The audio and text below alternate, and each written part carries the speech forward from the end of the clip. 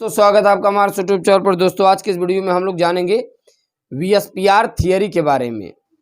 वीएसपीआर theory दोस्तों है क्या, यानी valency shell electron pair repulsion theory के बारे में जानेंगे। बड़ा ही इंटरेस्टिंग ये हेडलाइंस है, VSEPR theory, valence shell electron pair repulsion theory. दरअसल दोस्तों इसे हम लोग कहते हैं संयोजी कोश का इलेक्ट्रॉन युग्म प्रतिकर्षण सिद्धांत, यानी valency shell electron pair repulsion theory है क्या। अब इसके बारे में हम लोग एक पॉइंटेड बातों के बारे में जिक्र करते हैं। चलिए दोस्तों ध्यान दीजिए, गिलेस्पी और नाइहोम, गिलेस्पी नाइहोम दो वैज्ञानिक थे। 1957 ईस्वी में इस सिद्धांत का प्रतिपादन किया था। इन्होंने क्या कहा, क्या जरा इसका डिफिनीशन आप देखिए दोस्तों, यहाँ पर हमने लिखा है, शायद आपको डिफिनीशन थोड़ा नहीं सही दिखाई दे रहा होगा, तो आप कोशिश कीजिए देखने के लिए। दोस्तों इन्होंने कहा क्या, किसी अणु की ज्यामितीय आकृति उसके केंद्रीय परमाणु पर उपस्थित आबंधी एवं अनाबंधी इलेक्ट्रॉनों पर निर्भर करता है। हमने कहा कि दोस्तों किसी अणु, अभी आपको हम आगे बहुत बखूबी तरीके समझाएंगे, किसी अणु की दोस्तों जो ज्यामितीय आकृति होती है आबंधी अनाबंधी इलेक्ट्रॉनों पर निर्भर करता है। केंद्रीय परमाणु का जो इलेक्ट्रॉन होता है इस प्रकार से अनाबंधी आबंधी इलेक्ट्रॉनों को व्यवस्थित करता है कि इनके मध्य पारस्परिक प्रतिकर्षण पर ऊर्जा न्यूनतम तथा स्थायित्व अधिकतम हो। राइट। अब यहाँ पर देखिए दोस्तों एक एक फैक्टर के बारे में, पॉइंट के बारे में। किसी अणु के केंद्रीय परमाणु के चारों ओर केवल आबंधी इलेक्ट्रॉन युग्म बीपी तथा अनाबंधी इलेक्ट्रॉन युग्म अगर न हो तो अणु की ज्यामितीय आकृति में कोई प्रभाव नहीं पड़ेगा।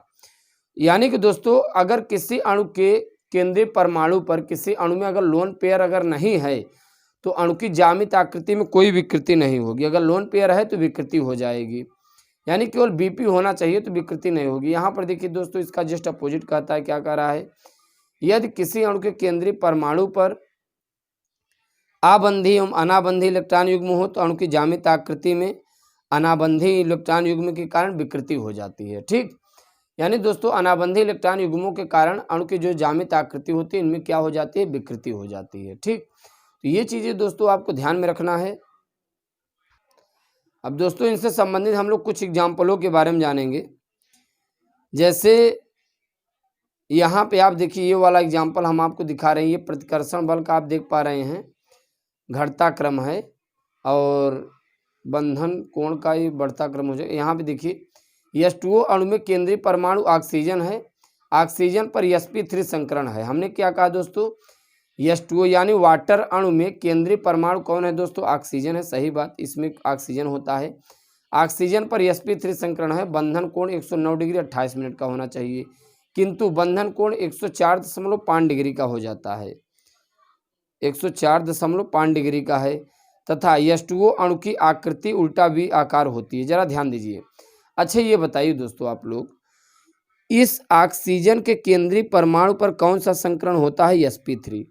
अब आप जरा बताइए, हमने इसकी पूरी वीडियो लेक्चर बनाया है, अगर अणु के केंद्रीय परमाणु पर sp3 संकरण है तो अणु की आकृति चतुष्फलक और बॉन्ड एंगल 109 डिग्री 28 मिनट होना चाहिए, यही यहाँ पर बता रहा है। भाई किसी भी अणु के केंद्रीय परमाणु पर अगर sp3 संकरण अगर हुआ तो अणु की आकृति 109 डिग्री 28 मिनट हो जाएगी। सॉरी, अणु की आकृति चतुष्फलक बॉन्ड एंगल 109 डिग्री 28 मिनट हो जाएगा। लेकिन sp3 संकरण तो है, फिर भी इसकी आकृति समचतुष्फलक नहीं, अब बॉन्ड एंगल 109 डिग्री 28 मिनट भी नहीं होता। क्यों नहीं होता, जरा इस चीज को समझिए। क्योंकि दोस्तों जल अणु के ऑक्सीजन पर दो लोन पेयर होते हैं। देखिए एक Lp और ये दूसरा Lp। इलेक्ट्रॉन को जोड़े के दोस्तों हम लोग क्या कहते हैं, लोन पेयर कहते हैं, Lp कहते हैं। राइट, ये दोस्तों है लोन पेयर। लोन पेयर को हम लोग एकाकी इलेक्ट्रॉन युग्म कहते हैं। अब ये बताइए दोस्तों, जब यहाँ पे दो लोन पेयर उपस्थित हैं तो ये ऊपर की ओर चले जाएंगे। अब दोस्तों जब इलेक्ट्रॉन, ये लोन पेयर दोनों एक साइड में चले जाएंगे तो ये इन बांडों पर ये रिपल्सन बल लगाएंगे कि नहीं। जब रिपल्सन बल लगाएंगे तो बॉन्ड एंगल और छोटा होता जाएगा, छोटा होकर दोस्तों कितना डिग्री का हो जाएगा, 104.5 डिग्री का हो जाएगा। अब बताइए इसके बॉन्ड एंगल में विकृति हो गई, क्यों, क्योंकि लोन पेयर इलेक्ट्रॉन उपस्थित है और यहाँ पे इसकी जो आकृति है समचतुष्फलक न होकर उल्टा V से हो जाता है। ठीक, और किसके कारण, केवल Lp लोन पेयर इलेक्ट्रॉन उपस्थित होने के कारण।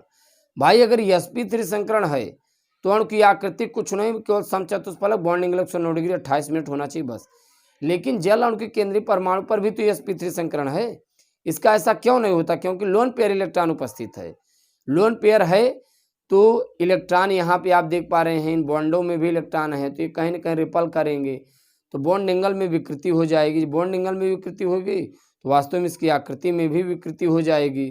अब दोस्तों यदि अमोनिया अणु की बात करें, अमोनिया अणु का केंद्रीय परमाणु नाइट्रोजन है।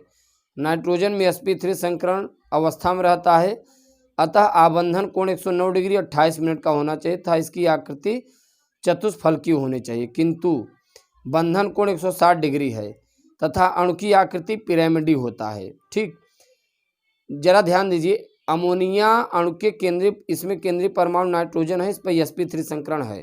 ठीक, तो आप बताइए अगर sp3 संकरण है तो अभी हमने बताया अणु की आकृति कैसी, समचतुष्फलक, बॉन्ड एंगल कितना 109 डिग्री 28 मिनट, लेकिन नहीं होता क्योंकि लोन पेयर है ना। जब लोन पेयर है तो आकृति में विकृति हो जाएगी, बॉन्ड एंगल छोटा हो जाएगा, 160 डिग्री हो गया, आकृति कैसी हो गई? पिरामिड हो गया। ठीक, पिरामिडी दोस्तों इसकी आकृति हो जाती है, पिरामिडी। ये चीज़ें आपको दोस्तों ध्यान में रखना है। और यहाँ पर हम लोग दोस्तों VSPR theory, valence shell electron pair repulsion theory के बारे में जान पाए। और दोस्तों यदि आप चैनल पर नए हैं तो सबसे पहले चैनल को सब्सक्राइब कीजिए। इसके बाद हम लोग अगले वीडियो लेक्चर मुलाकात करने की कोशिश करेंगे। Thanks for watching, thanks lot, धन्यवाद।